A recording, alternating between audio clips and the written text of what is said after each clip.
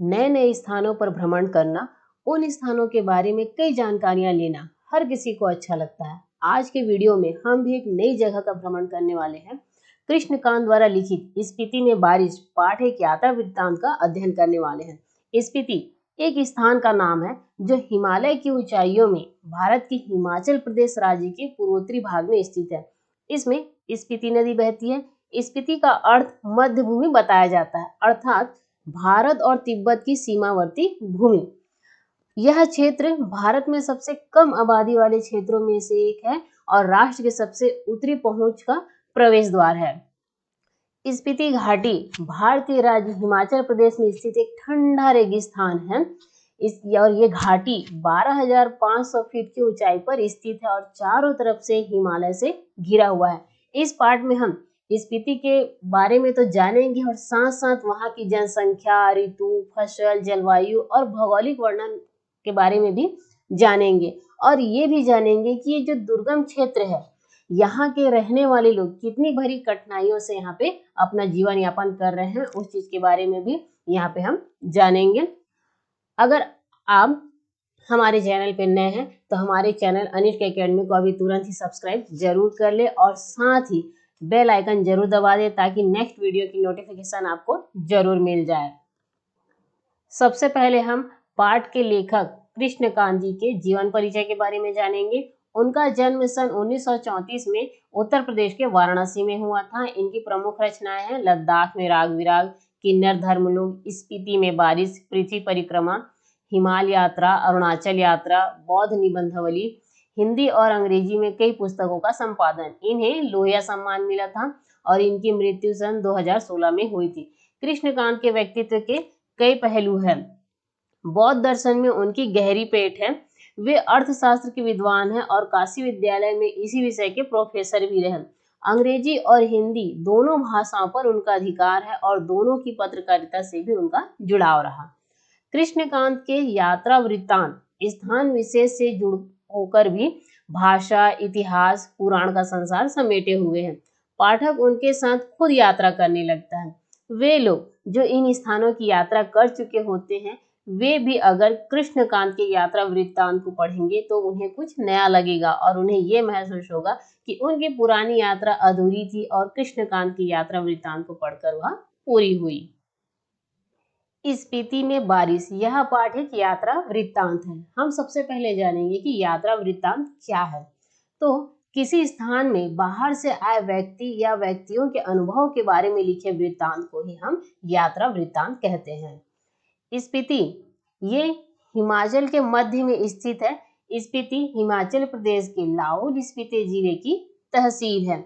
यह स्थान जो है वो अपनी भौगोलिक और प्राकृतिक विशेषताओं के कारण अन्य पर्वतीय स्थलों से भिन्न है और उल्लेखनीय घटनाओं तथा मानवीय गतिविधियों के अभाव के कारण इसका इतिहास में कोई जिक्र भी नहीं किया गया है। यहाँ के ऊंचे ऊंचे दर्रे तथा कठिन रास्ते पर्यटकों को आकर्षित करने में असमर्थ हैं। यहाँ संचार तथा परिवहन के आधुनिक सुविधाओं का अभी तक विकास नहीं हुआ है और यहाँ के लोग शेष दुनिया से कटे हुए हैं। लेखक ने इस पाठ में स्पीति की जनसंख्या, ऋतु, फसल, जलवायु तथा भूगोल का वर्णन किया है जो परस्पर एक दूसरे से संबंधित है। और इस पाठ में दुर्गम क्षेत्र स्पीति में रहने वाले लोगों के कठिनाई भरे जीवन का भी वर्णन यहाँ पे आपको मिलेगा। स्पीति की भौगोलिक स्थिति कुछ इस प्रकार है कि प्राचीन काल से लेकर मध्यकाल में ब्रिटिश शासन तक यह स्वतंत्र रही। स्पीति में जनसंख्या लाहौल से भी कम है। अंग्रेजों के शासन काल में स्पीति का शासन एक नोनो के द्वारा चलाया जाता था। ब्रिटिश भारत में भी कुल्लू के असिस्टेंट कमिश्नर के समर्थन से यह नोनो कार्य करता था और इसका अधिकार क्षेत्र केवल द्वितीय दर्जे के मजिस्ट्रेट के बराबर था। लेकिन स्पीति के लोग इसे अपना राजा ही मानते थे। राजा नहीं है तो दमयंती जी को रानी मानते हैं। 1873 में स्पीति रेगुलेशन पास हुआ जिसके तहत लाहौल और स्पीति को विशेष दर्जा दिया गया और ब्रिटिश भारत के अन्य कानून यहाँ नहीं लागू होते थे। रेगुलेशन के अधीन प्रशासन के अधिकार नोनो को दिए गए जिसमें मालगुजारी इकट्ठा करना और छोटे छोटे फौजदारी के मुकदमों का फैसला करना भी शामिल था और उसके ऊपर के मामले वहां कमिश्नर के पास भेज दिया जाता था। नोनो नोनो जो है वहां के एक मतलब उनको एक विशेष दर्जा दिया गया था और ये स्पीति 31.42 और 32.59 अक्षांश उत्तर और 77.26 और 78.42 पूर्व देशांतर के बीच स्थित है। यह चारों ओर से ऊंचे ऊंचे पहाड़ों का कैदी है और इन पहाड़ों की औसत ऊंचाई 18,000 फीट है।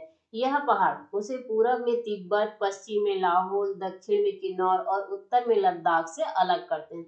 इसकी जो मुख्य घाटी है इसी नाम की स्पीति नदी की घाटी है और स्पीति पश्चिम हिमालय में लगभग 16,000 फीट की ऊंचाई से निकलकर पूरब में तिब्बत में बहती है, वहां से स्पीति में आती है। स्पीति में 8-9 महीने बर्फ पड़ती रहती है जिसके कारण यहाँ के लोग शेष दुनिया से कटे हुए रहते हैं। अधिक ऊंचाई वाली चोटियों से घिरे रहने के कारण मानसून यहाँ नहीं पहुंचता जिससे वर्षा ना के बराबर होती है और यहाँ की मुख्यतः 2 ऋतुएं होती है, बसंत तथा शीत ऋतु। बसंत ऋतु कम दिनों को होता है। इस ऋतु में न तो यहाँ फूल खिलते हैं और न ही हरियाली आती है। दिसंबर से मई तक यहाँ ठंड का मौसम होता है। इस समय यहाँ के नदी नाले सब जम जाते हैं और हवाएं जो है वो बहुत ही ज्यादा तेज चलती है। लकड़ी की कमी के कारण घर को गर्म रख पाना यहाँ के लोगों को मुश्किल होता है। साल में एक ही फसल की खेती होती है। जौ, गेहूं, मटर तथा सरसों यहाँ उपजाई जाने वाली मुख्य फसलें हैं, लेकिन वर्षा की कमी के कारण फल नहीं उगाए जाते हैं। स्पीति में माने श्रेणी की ऊंचाई 21,646 फीट बताई गई है और इन श्रेणियों में बौद्ध लामा मंत्रों का जाप किया करते हैं। वो मंत्र है ओम मणि पद्मे हुम। इनका ये बीज मंत्र है और इसका बड़ा महात्म्य है।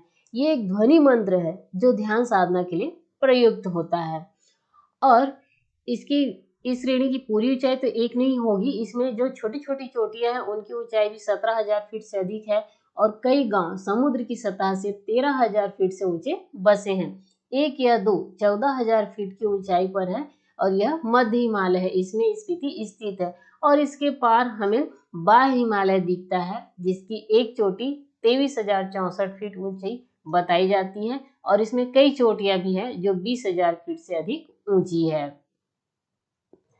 स्पीति में कभी कभी बारिश होती है। वर्षा ऋतु यहाँ मन की साथ पूरी नहीं करती, धरती सूखी, ठंडी और बंधिया रहती है। वर्षा यहाँ एक घटना है, एक सुखद संयोग है।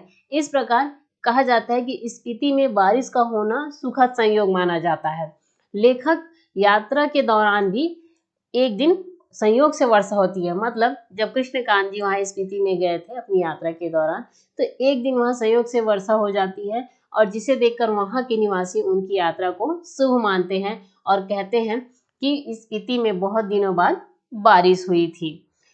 इसलिए यहाँ पे वर्षा को एक घटना बताया गया है और यहाँ पे लेखक ने ये भी कह दिया है कि स्पीति में बारिश का होना सुखद संयोग है।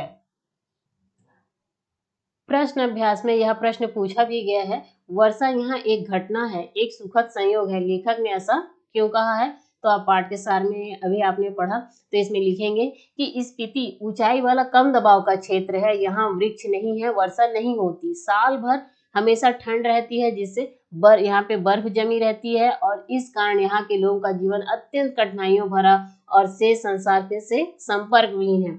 यहाँ के लोग वर्षा के लिए तरसते हैं, परंतु यह संयोग की बात है कि लेखक के स्पीति प्रवास के समय रात में बारिश होती है। स्पीति निवासियों के लिए कभी कभी होने वाली बारिश जीवनदायिनी होने के कारण अत्यंत सुखद है।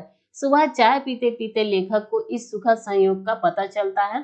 स्पीति वासियों को लेखक का स्पीति आना शुभ है, यह जानकर स्वाभाविक उनको खुशी होती है। उसी तरह से यहाँ पे दूसरा प्रश्न देखिए, स्पीति के लोग जीवन यापन के लिए किन कठिनाइयों का सामना करते हैं? तो यहाँ पे आप लिखेंगे कि स्पीति का जीवन यापन अत्यंत कठिनाइयों से भरा हुआ है। लंबी शीत ऋतु, वृक्षों के अभाव के कारण जलाव लकड़ी तक की अनुपलब्धता, मतलब वहाँ लकड़ी नहीं मिलती, साल भर ठंड से ठिठुरना, साल में एक ही बार में खेती, सीमित एवं नाम मात्र की फसलों को उगाना संभव होना, वृक्षों के अभाव में फल का ना होना, जीविकों के साधनों का अभाव आदि स्पीति में जीवन यापन की प्रमुख समस्या है। 8-9 महीने तो पूरी तरह यह क्षेत्र विश्व से कटा ही रहता है। पाठ के सार को समझकर आप शेष प्रश्नों के उत्तर को लिख सकते हैं। इस पाठ के माध्यम से हमने एक ऐसी जगह का भ्रमण किया जो एक दुर्गम क्षेत्र है और यहाँ के लोगों का जीवन कठिनाइयों भरा जीवन है। कुछ युवा पर्यटकों का पहुंचना स्पीति के पर्यावरण को बदल सकता है। ठंडे रेगिस्तान जैसे स्पीति के लिए उनका आना वहां बूंदों भरा एक सुखद संयोग बन सकता है। अगर आपको यह वीडियो पसंद आई हो तो इस वीडियो को लाइक व अपने क्लासमेट को शेयर जरूर करें व साथ ही हमारे चैनल अनिष्क एकेडमी को सब्सक्राइब करना ना भूलें। धन्यवाद।